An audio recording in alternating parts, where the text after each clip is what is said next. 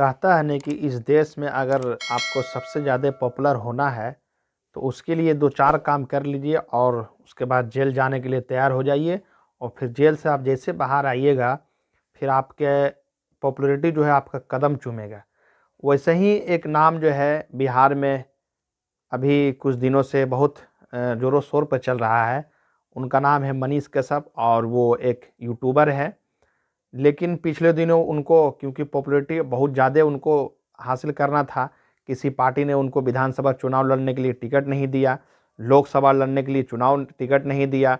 हालाँकि वो लोकसभा चुनाव लड़ने के लिए अपना नामांकन भी भरे थे, लेकिन किसी कारण उसमें जब रद्द हो गया उसके बाद फिर जब विधानसभा का बारी आया, उसमें भी वो सब पार्टी का दरवाज़ा खटखटाए, लेकिन बिहार में उनको किसी पार्टी ने ना बीजेपी दिया, ना जदयू दिया, ना आरजेडी दिया, न लोक जनशक्ति पार्टी दिया और भी जितने भी क्षेत्रीय पार्टी हैं, जाप है, जितने भी किसी ने उनको टिकट नहीं दिया।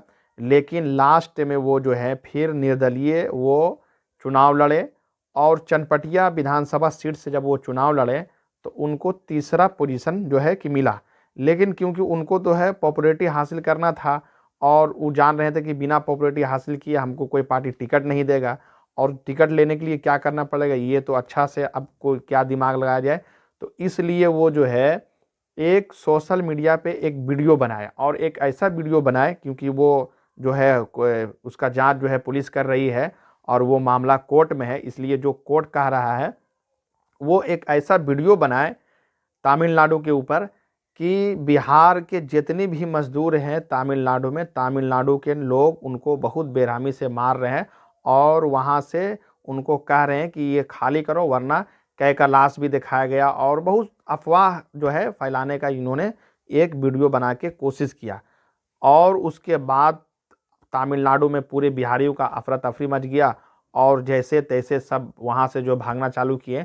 हालांकि ये जो है तमिलनाडु सरकार आकर कहा कि ये जो है सरासरी गलत है और इनके ऊपर एफआईआर दर्ज हो गया मनीष कश्यप के ऊपर। और मनीष कश्यप के ऊपर कितना धारा लगाया गया और उसमें सबसे बड़ा जो धाराएं हैं वो है एनएसए का धारा भी उनके ऊपर लग गया। और जब एनएसए का धारा लग गया और बिहार सरकार भी के ऊपर भी इन्होंने कटाक्ष किया था। उस टाइम में बिहार में सरकार में अभी भी वो जो थे और उस टाइम में भी वही गठबंधन का सरकार थे और डिप्टी सीएम यहाँ के तेजस्वी यादव, मुख्यमंत्री नीतीश कुमार। लेकिन कटाक्ष ऐसा कि तमिलनाडु सरकार और बिहार की सरकार दोनों मिलके उनके ऊपर इतना ने धाराएं लगाई। उसके बाद इनका नतीजा क्या हुआ, हालांकि जब इनको इनके घर के ऊपर जब इनको बारी आया कोर्ट में हाजिर होने का जब आदेश आया तो इन्होंने कुछ दिनों के लिए वहाँ से फरार हो गए। लेकिन जब इनके घर के ऊपर कुर्की जब्ती हुआ तो फिर इन्होंने हाजिर अपने सिलेंडर कर दिए। बाद में जब इनको तमिलनाडु की पुलिस जब इनको वहाँ तमिलनाडु लेके गए तो वहाँ से ये स्टेटमेंट दिए कि हमको यहाँ जो है बहुत बुरी तरीक़ा से रखा जा रहा और बहुत बेरहमी से मेरे साथ जो है बर्ताव अच्छा किया नहीं जा रहा है। उसके बाद जब वहाँ से जब ये फिर वापस जब एक तारीख पे जब पटना आए तो फिर मीडिया से जब सामने आए क्योंकि इनको तो पॉपुलैरिटी हासिल करना था और अभी सामने लोकसभा चुनाव है तो ये सोच रहे हैं कि अगर क्योंकि पत्रकारिता तो अब हमको करना नहीं है क्योंकि अब जो है चुनाव लड़ना है, चाहे विधानसभा लड़ें चाहे लोकसभा लड़ें। और ये खुद भी अपने मुंह से कह चुके हैं कि हमको जो है बिहार का मुख्यमंत्री भी बनना है, देश का प्रधानमंत्री भी बनना है, ये अपने मुंह से ये कहे हैं। तो जब ये पत्रकारों के सामने आए तो पत्रकार को यही बोलें कि हम चोर का बेटा नहीं है, हम चारा चोर का बेटा नहीं है, हम जो है जमीन घोटाले का बेटा नहीं है, हमारे पिताजी सैनिक थे और देश के लिए हमारे पिताजी शहीद हुए हैं। ये इतना कह के इनको जो है पुलिस लेके जा रही थी, ये चले गए। लेकिन कल जो है इनको बेल मिल चुका है और इनके ऊपर बहुत सारा स्टेटमेंट भी दे रहे हैं। सीनियर लोगों का ये भी कहना है कि अब